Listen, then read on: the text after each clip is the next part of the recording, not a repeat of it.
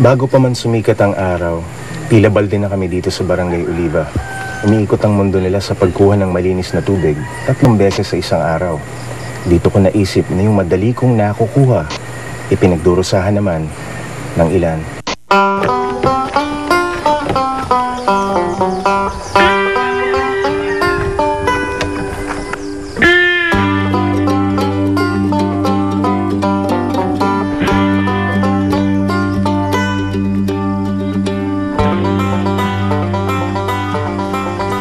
Pampila. Tulog pa yung mga tao. Pero pagdating namin sa balon, may mas maaga pa pala sa amin. May nakapila na. Bakit ka pa pumila eh? Wala naman mga tao dito sa pangunang timba. Nasaan yung ibang mga tao dito? Sa ilog mo na. Pero kailangan sila mauna.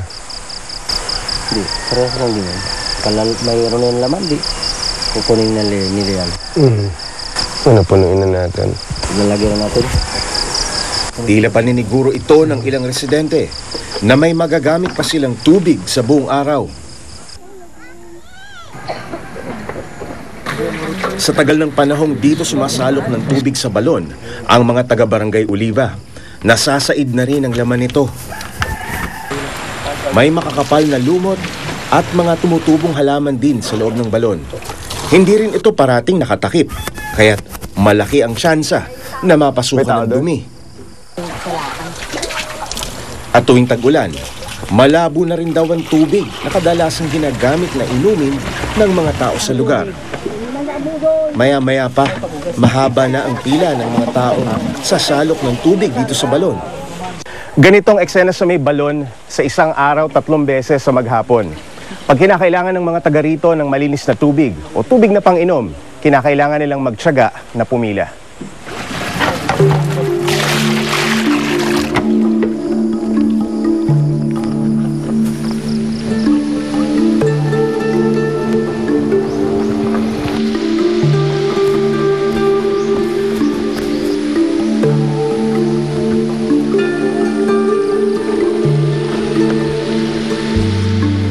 Para ka po nagtitipin siya.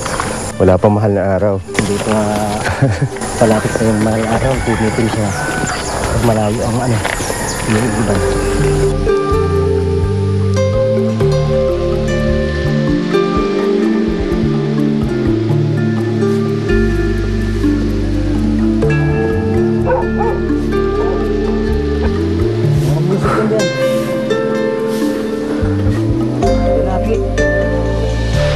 Saan nag-ito mo ito? Layo.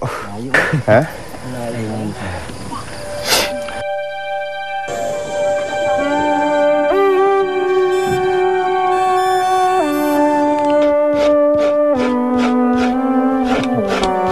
Kuya, gusto yung tubig?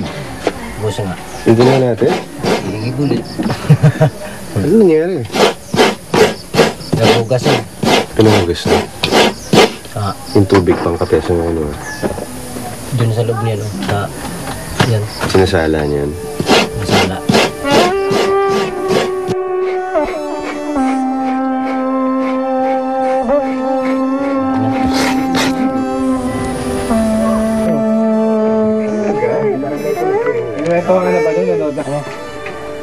Sa salo-salo ng pamilya, hindi lang malinis na tubig ang maituturing na luho sa hapagkainan.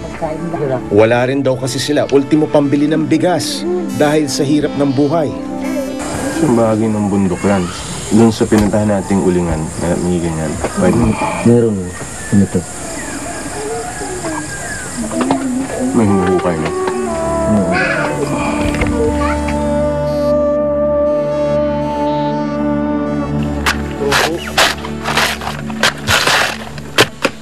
Sa maraming lugar sa Camarines Sur, kung hindi pag-uuling, pangungopra ng niyog ang ikinabubuhay ng mga pamilya.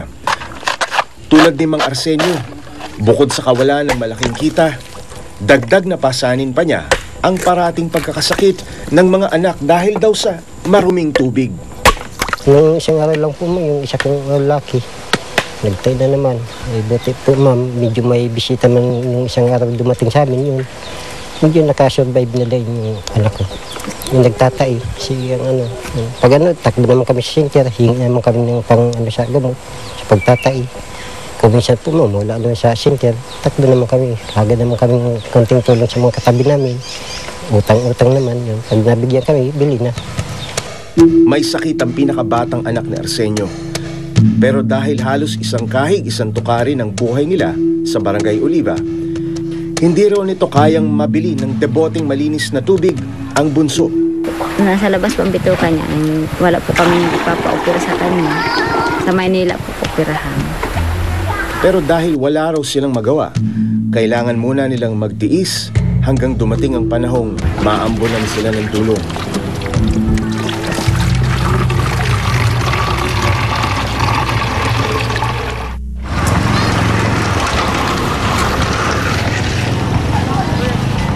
Pribilehiyo nga talagang may tuturing ang magkaroon ng sariling balon. Umaabot daw kasi sa 6,000 ang pagpapahukay nito. Ba't mo naisipang magpagawa ng sarili mong balon dito? Pahukay. Kasi malayo yung ano dito, yung Iliban, malayo eh. Kung lalakarin mo, napakalayo talaga, kaya kailangan yung tubig talaga yan. Ang ilog na ito ang nagsisilbing tagasalba ng balon mula sa pagkaubos ng supply. Dito na kasi naliligo ang mga residente.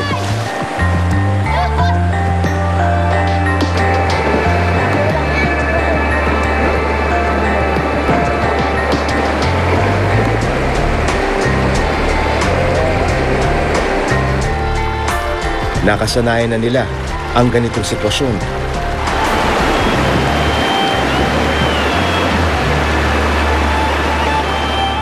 Galing sa bundok to? Dahil po sa pupunta natin,